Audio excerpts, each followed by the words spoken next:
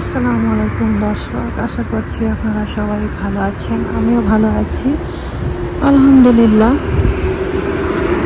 আমি অনেকদিন পরে আজকে ভিডিও করছি।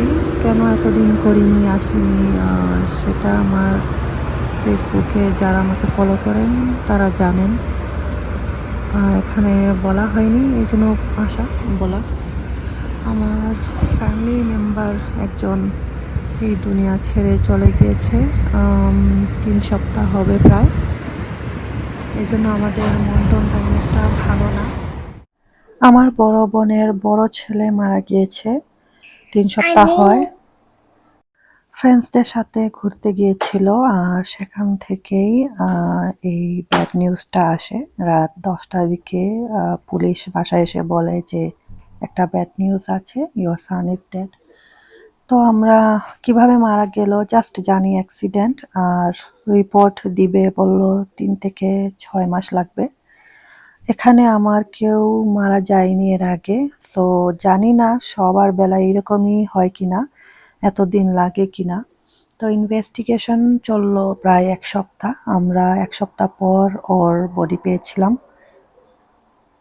ওর বয়স ছিল 21 বছর। 21 বছরের জন্য এই দুনিয়াতে মেহমান হয়ে এসেছিল। আগের ছবিগুলা দেখি আর তখন চিন্তা করি যে ওই সময় মনেই হয়নি যে এই কয়টা দিনের জন্য মাত্র সে এই দুনিয়াতে আসবে, আজ আমাদের মাঝে থাকবে না।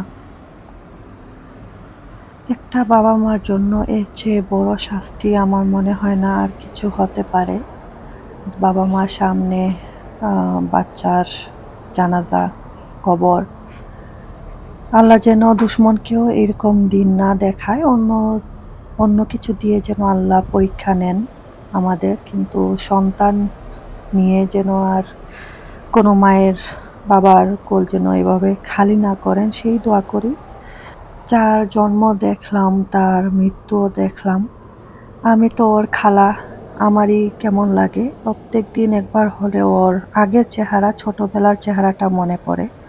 হাসি দিত, আর ভয়েস একটু মোটা ছিল, অনেক চঞ্চল স্বভাবের ছিল। তো সেই আগের দিনগুলো মনে পড়ে আর খারাপ লাগে।